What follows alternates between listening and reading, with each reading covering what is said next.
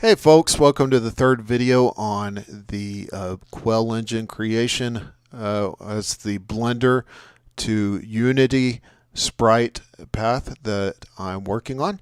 And last time we started with animation, we worked through our keyframes here. 4 keyframes to animate a spin up and a spin down process. One thing I was going to show you but I forgot is if you wanted to smooth out some of the way that the keyframes are animated, all of that is controlled here on your graph editor. So if you switch over here, you kind of have a graphical representation of what's there.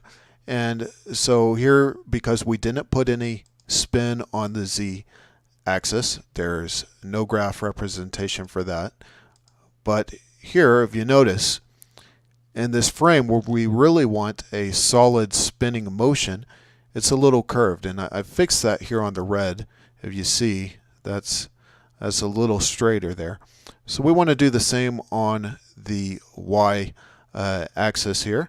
And so if you right click on a node, and these nodes represent our keyframes, you can smooth it out by right clicking on this node end here, this little,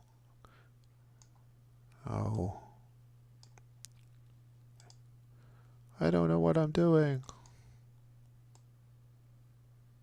Oh, there it goes. Okay. It is a right click. And you can line it out. If you've used the path tool in just about any image editor, it's very much the same. You can drag these around to kind of help really fine tune and adjust these curves. And we need to adjust this one as well. Right click, right click.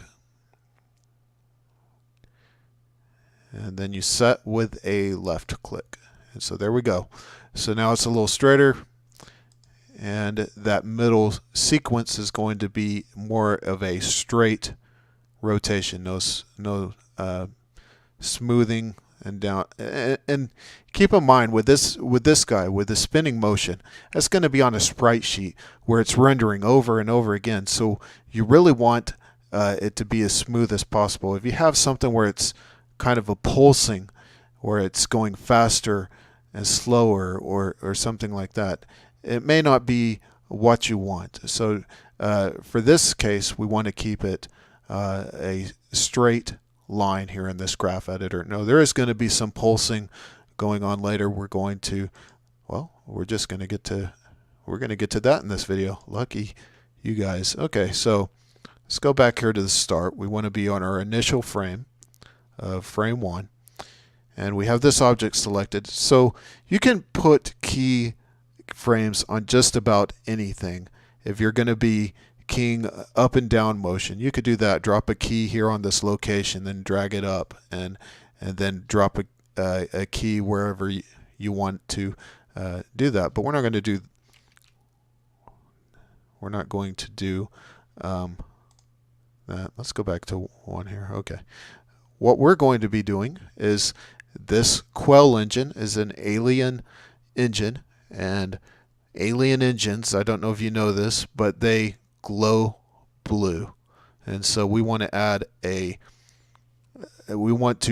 make this object glow. So we're going to go over here to material. We're going to add a new material to it. And this diffuse BSDF, we're going to change over to an emission. And we're going to set the color. Oops. We're going to set it here to about blue. Oh, well, that's purple. Okay. Like that. Okay. But the strength on keyframe 1, you know it's spinning up. It's not going to have very much light to it. So we're going to set it 0.2. Let's just see. We set this to rendered. Maybe that'll show us. Yeah.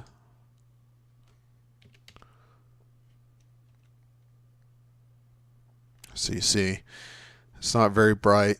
And of course, if you bring it up here, the further you go along, the brighter it gets, the more it glows. And so I change this to 0.1. It's going to start out just kind of black hole-ish looking.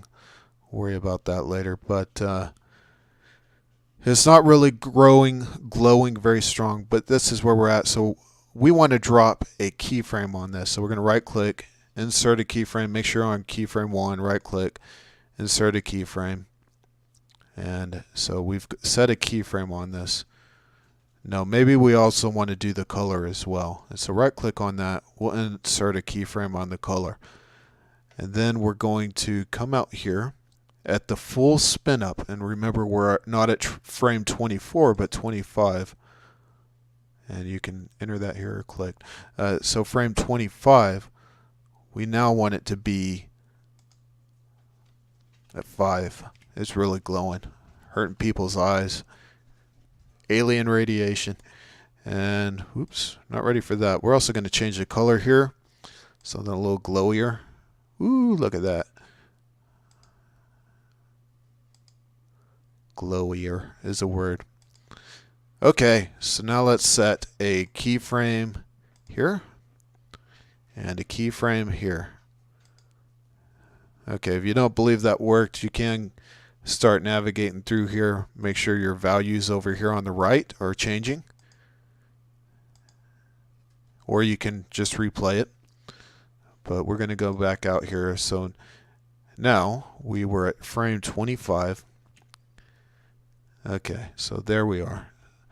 So we want to add a little pulse in here in the middle. So whenever it's rotating through, it's glowing even brighter, and then it goes back to its normal. So this keyframe here, we want it to actually be the same at the end. So we're going to go out here to 49. And we're going to insert keyframes here as well. And so this keeps it the same. So now what is, let's see, 49 divided by minus, well, what's 12 plus 25 is 37. So we want to go out here to 37. That's our halfway point-ish. And we want this strength to go a little stronger. How strong is that? Super strong. And then we're going to maybe even change, well, it doesn't have to pulse a lot, but just a little. Okay, so now we're going to set keyframes there. Insert keyframe, insert keyframe. Okay, so now we have a keyframe here in the middle point for our pulsing color. But now for the final, just like we said, you know, we want to come back to the original color and what do you call it? The brightness of the object is when it started out, because it's spinning down, so all that energy is no longer being created. So an easy way of doing this, you can just go back here to key 1, and that resets everything to what it should be. And then come back out here to 75, our final frame. And I'm a liar, because once it hits this, it goes back to what it is. So just make note. Okay, so let's think of how to do this. Well, if I weren't such a dork, what I would have done is I would have not worried about all these keyframes. I would have started out here. So I would have done this keyframe, this keyframe, this keyframe, this keyframe, and then this keyframe. So I always think if future Aaron came back in a time machine, he could always kick my rear. I hope. Maybe. So, okay. So we know 0.1. Let's just get as close as we can. I could just erase all the keyframes and do it. There's probably another way too, but I'm not so worried about it because 0.1 at this color, whatever color we have selected, is actually pretty close. I'm going to try to get back a little. We were a little further down, but I don't really think it matters at this point. So, okay. So now our last final keyframe, we're going to insert a keyframe here, insert a keyframe here. And if you notice, if you have a keyframe on it, it's yellow. I just want to make sure we set keyframes for everything. And we did. Okay, so sit back and feast your eyes on this. Oh, we can come in. And it's going slow because I think we're in render mode. So this may not look like much. I mean, you lost some of the shape definition because you no longer have shadows because, well, there's no shadows on the sun. I mean, maybe technically, but from here, there's no shadows on the sun. So whatever. This isn't science. So we're just talking about animations. And in this case, yeah, there's no shadows. So we have a little pulse going on, and it's going slow, like I said, because we're in render mode. That's so we can actually see our colors at work. I think if we weren't, we'd just see the gray shape.